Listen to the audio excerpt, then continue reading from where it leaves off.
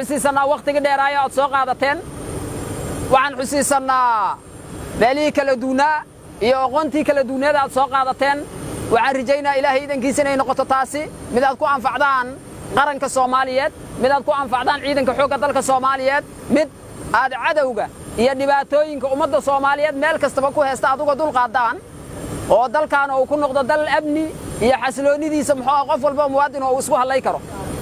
aad iyo aad u maaseen wasiirkeena gaashaandhigga oo runtii saakay nagala soo qayb galay soo dhaweyntiina iyo dhammaan saraakiisha halkan taagan oo ugu horeeya taliyaha dugsiga hoggaanka tababarka military ataajaha u qaybsanaha arrimaha ciidanka ee halkan nagula sugan iyo guud ahaan saraakiisha kale runtii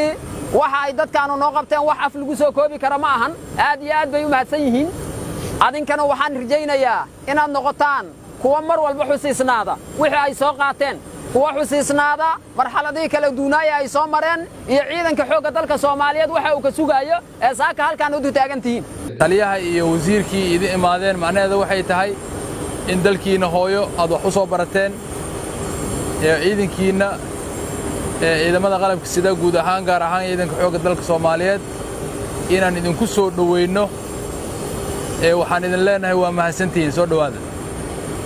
soo dhawaada insha Allah ta'ala dafcooyin idinka horeeyay ayaa jira sidiina oo kale aan u soo dhaweynay oo waagi ay idin direynay sidiina oo kale aan u dirnay oo runtii waajibaadkooda soo gutay oo haddana waajibaad sii gudanayo oo dalkaani u adeegay kuwaas ayaad ka mid tihiin insha Allah ta'ala ilaahay waxaan idinkaga baryaynaa inaad noqotaan kuwa anfaca dalkooda iyo dadkooda iyo diintooda